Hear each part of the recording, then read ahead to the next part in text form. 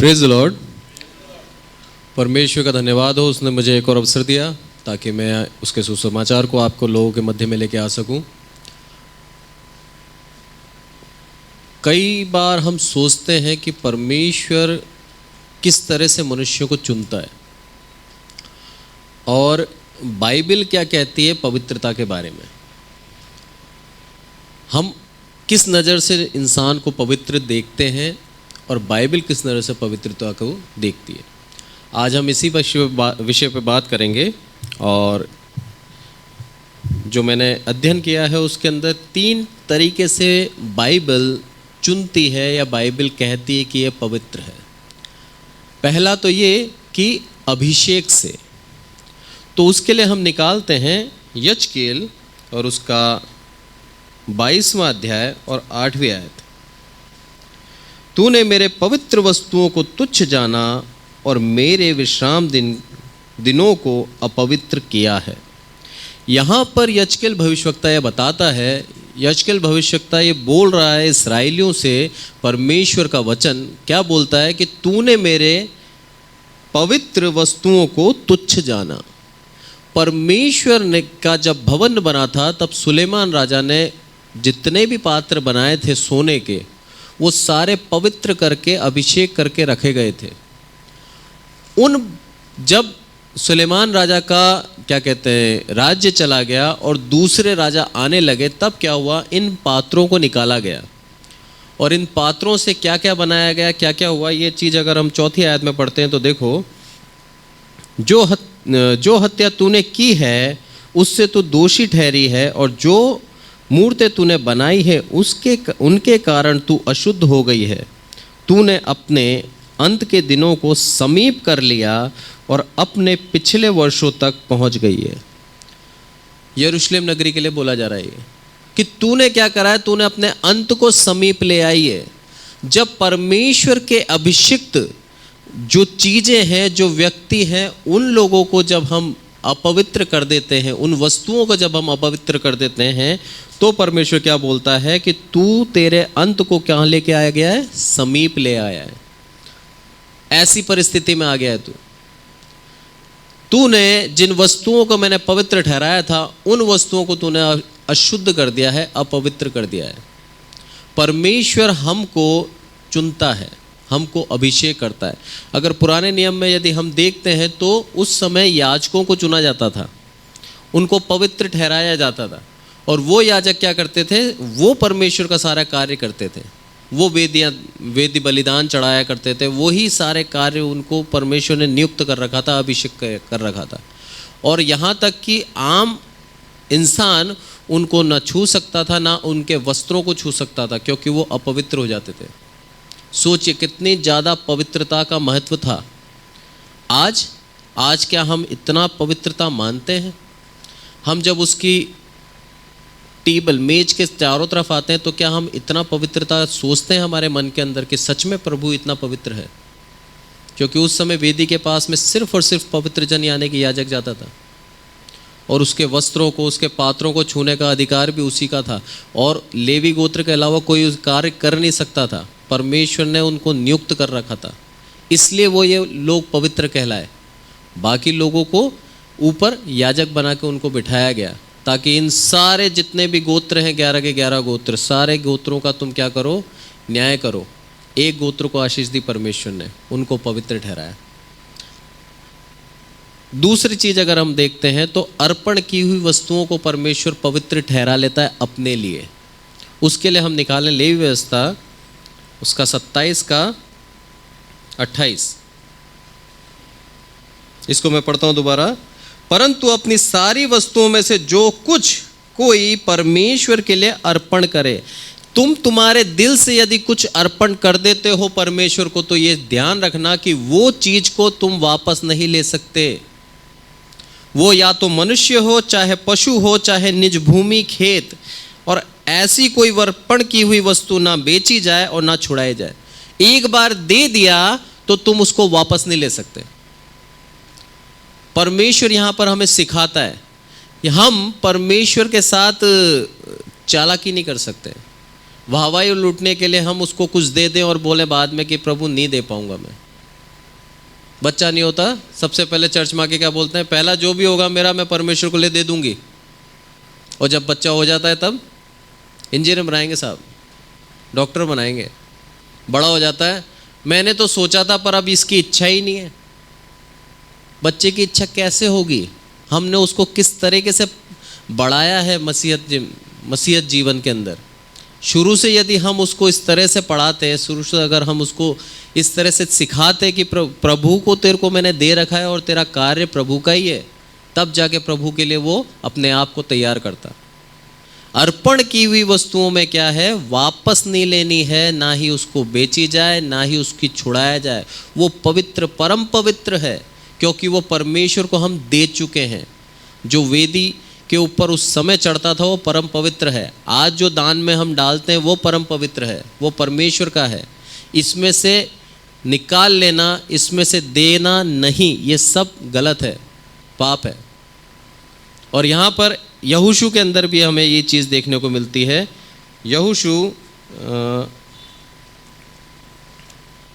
7:13 में क्या बोलता है, उठ प्रजा के लोगों को पवित्र कर और उनसे कह, सवेरे तक अपने अपने को पवित्र रखो, क्योंकि इस्राएल का परमेश्वर यहोवा यूँ कहता है, हे इस्राएल, तेरे मध्य में अर्पण की हुई वस्तु है, इसलिए जब तक तू अर्पण की हुई वस्तुओं को अपने मध्य में से दूर ना करे, तब तक अपने शत्रुओं के सामने खड़ा ना रह सकेगा। यहोशू जब लड़ाई करने गया तब हार के आगे थे लोग, भाग के आए थे दोबारा। तब परमेश्वर से इसने पूछा, प्रभु क्या बात है, हम क्यों हार गए? पहली बार इन्होंने हार का सामना किया था, अभी तक ये जहाँ भी जा रहे थे जीत के आ रहे थे।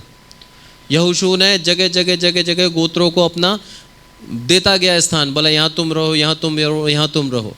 पर ये पहली बार जब ये हार के आए तो परमेश्वर से पूछा इन्होंने कि प्रभु कारण क्या है, रीज़न क्या है कि हम हार गए?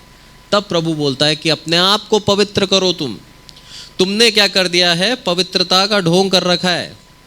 मैंने बोला था तुम जिस नगर को जाओगे उसकी सारी वस्तु अर्पण कर देना, वो परमेश्वर की ठहरेगी, और तुमने उसमें से लेके रख लिया। पवित्र वस्तुओं से भी अगर हम ले लेते हैं तो हम परमेश्वर का अनादर करते हैं, और उसके अर्पण की भी वस्तुओं को हमें उसको देना जरूरी है। हम उसमें से लेके नहीं रख सकते। यहाँ पर क्या हुआ, बाद में हम पढ़ते हैं आकान का पूरा पाप सामने आया कि उसने रख रखा था। परमेश्वर हमें सिखाता है, जब भी हम उसको कोई वस्तु दें तो पूरे दिल से दें और उसको वापस लेने की इच्छा ना रखें, तब तो परमेश्वर के लिए वो पवित्र ठहरेगा और परमेश्वर उसको स्वीकारेगा। यदि हमने सिर्फ ऊपरी मन से लोगों की वाहवाही लूटने के लिए हमने अगर ये कार्य करा है, तो परमेश्वर बोलता है ना वो चीज पवित्र है और ना तुम्हारा दिल पवित्र है। तीसरा जो पुराने नियम में हम देखते हैं वो है नाजिर। परमेश्वर चुन लेता था, लोगों को पवित्र करके ठहरा देता था। परमेश्वर ने शिमशोन को चुना और उसको बचपन से ही बोला कि दूध और मधु देना साहब, कोई गलत वस्तु उसके मुंह में जा नहीं पाए, उसको मेरा नाजिर बना देना और वो मेरा नाजिर कहलाएगा। और नाजिर की एक मन्नत हुआ करती थी, उस मन्नत की अगर हम बात करें तो गिनती निकालें, गिनती 6:2 में क्या कहता है वो, इस्राएलियों से कहे कि जब कोई पुरुष या स्त्री नाजिर की मन्नत अर्थात अपने को यहोवा के लिए न्यारा करके विशेष मन्नत माने, तब क्या करना है उसको, अब उसने अपने आप को दे दिया, मन्नत मान ली। परमेश्वर के वचनों में जब हम पढ़ते हैं तो बहुत गंभीरता है। परमेश्वर के वचन हमें यह सिखाता है कि हमारे वचनों से हम अपने आप को, अपने जीवन को परमेश्वर को दे सकते हैं और अपने वचनों के अंदर हम बंध जाते हैं। कोई एग्रीमेंट लिखित पढ़त की जरूरत नहीं है परमेश्वर के साथ। एक बार जब हमने बोल दिया कि प्रभु मैं अपने आप को तेरे को दे देता हूँ, तो उसने हमें अपना न्यारा, अपना प्यारा बना लिया। उसने हमको अपना नाजिर बना लिया। अब हमारा कार्य क्या है कि अपने आप को पवित्र रखना। बहुत बड़ी गंभीरता है इसमें। हम परमेश्वर का कार्य करना चाहते हैं, हम परमेश्वर के लिए बड़े बड़े कार्य करते भी हैं, पर क्या हम उसके लिए अपने आप को पवित्र करके रखते हैं? पवित्रता का ओढ़ना सब ओढ़ना चाहते हैं, पर शारीरिक रूप से और आत्मिक रूप से सच में पवित्रता क्या है, बाइबल हमें समझाती है। यहाँ पर बोला है कि तू तेरा न्यारा बन के रहना, और क्या है 7वीं आयत, चाहे उसका पिता माता भाई बहन मरे तो भी उसके कारण अशुद्ध ना हो, क्योंकि परमेश्वर के लिए न्यारा रहने का चिन्ह उसके सिर पर होगा। कोई भी हो जाए, तेरे को किसी का भी शव नहीं छूना है। ये उस समय की पवित्रता थी। जब परमेश्वर ने उनको व्यवस्थाएं दी तब उनको चुन लिया था न्यारों को, और उनको बताया था ये मन्नतें तुम अगर मानोगे तो तुम्हें क्या करना है, हर तरह से अपने शरीर को पवित्र रखना है। पहले के पुराने नियम की अगर हम बात करें तो बार बार हमें यही सिखाया जाता है कि हम शारीरिक रूप से किस तरह से शुद्ध रहें, शारीरिक रूप से हम पवित्र कैसे रहें, और शारीरिक रूप से हम अपने आप को अपवित्र ना करें। ये हमें बताया जाता था बार बार वचनों के अंदर। यहाँ भी हम यही सीखते हैं, अर्पण कर दिया तो हम उसे वापस ना लें। अपने आप को भी यदि हम अर्पण कर देते हैं तो हम वापस पुराने जीवन में नहीं जा सकते। ये परमेश्वर का एक नियम था उस समय। पर जब अगर हम नए नियम में आते हैं, प्रभु यीशु मसीह के आने के बाद, तब पवित्रता क्या बन गई। उस समय तक क्या था, पवित्रता सिर्फ याजकों के लिए नियुक्त थी, और परमेश्वर ने जिन लोगों को चुन रखा था उन लोगों तक सीमित थी पवित्रता। और बाद में जब परमेश्वर को दया आई पूरे के पूरे इस्राएल समाज पे, तो पूरे के पूरे इस्राएलियों को उन्होंने क्या बोला कि तू मेरी निज प्रजा और पवित्र प्रजा है। और यरूशलेम जो नगरी है जिसके अंदर सियोन पर्वत है, उस पर्वत पर वो आके उतरा, उसको बोला पर्वत ये कौन सा है, पवित्र पर्वत है। और ये नगरी, क्योंकि इसके अंदर सियोन पर्वत है, इसलिए नगरी भी क्या हुई, पवित्र हुई। पर एक सिर्फ और सिर्फ इस्राएली जाति को उसने चुन रखा था। पर प्रभु यीशु मसीह जब आया, तब प्रभु यीशु मसीह ने न केवल इस्राएली जाति को पर पूर्ण संसार को लिए क्या करा, पवित्रता का एक दान दिया। उसके लिए हम देखते हैं रोमियो 15:13 में,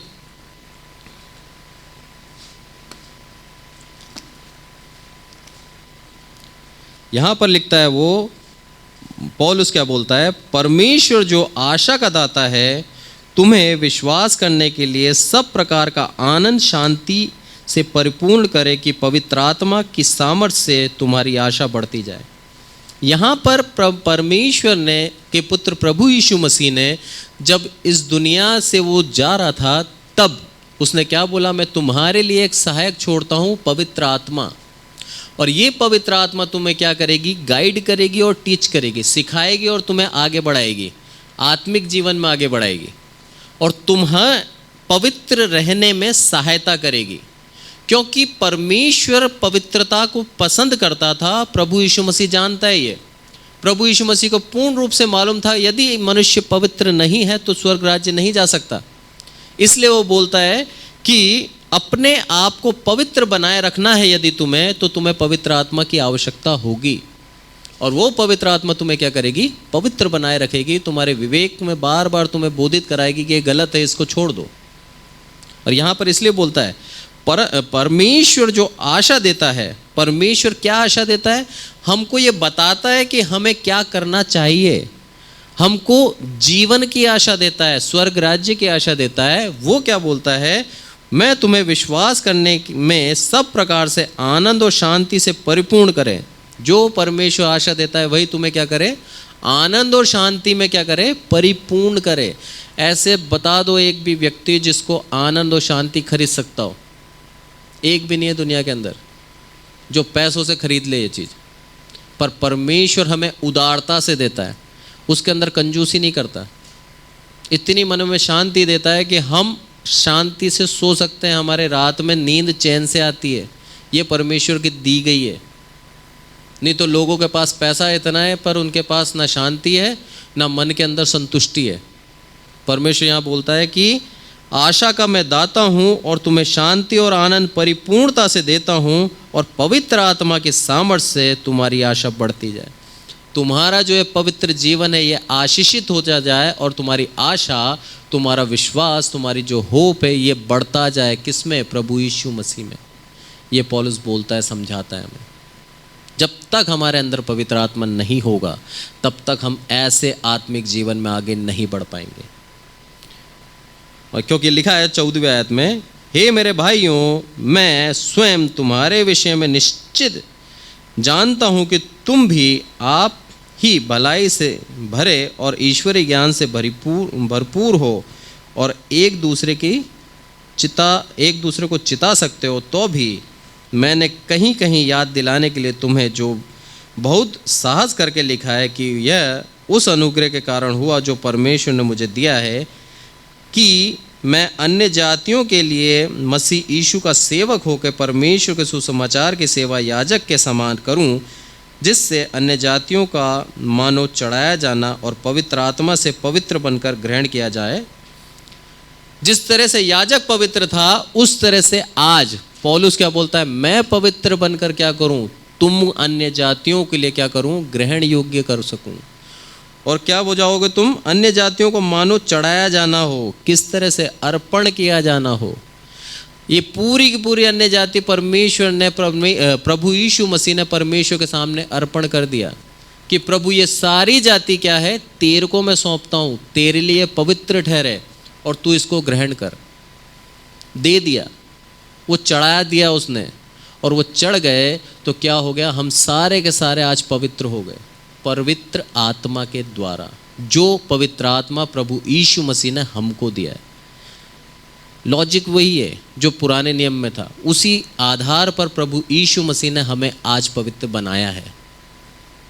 और लास्ट में क्या बोलता है कि पवित्र आत्मा से पवित्र बनकर ग्रहण किया जाए।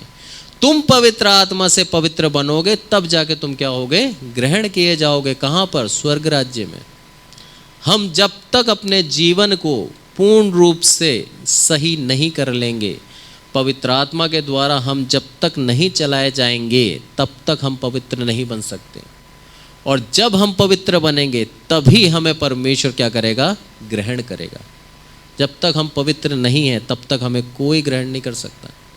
हम कितनी भी बाइबल क्यों ना पढ़ लें, कितना भी हम सुसमाचार क्यों ना सुना लें, कितना भी हम सुसमाचार सुन क्यों ना लें, कितने भी ट्रैक्स क्यों ना बांट दें, यदि जीवन के अंदर हमने पवित्र आत्मा को ग्रहण नहीं किया है और पवित्र आत्मा के चलाए नहीं चल रहे हैं और सच में परमेश्वर को प्रभु नहीं मानते हैं, तो हम पवित्र नहीं हैं। और जब तक हम पवित्र नहीं हैं हम स्वर्ग राज्य में नहीं जा सकते। आगे इसी चीज़ को बोलता है कुरिन्थियों के पहला कुरिन्थियों 2:13 में कि आत्मा सिखाती है हमें, इसका पूरा उसके अंदर वायद दे रखी है।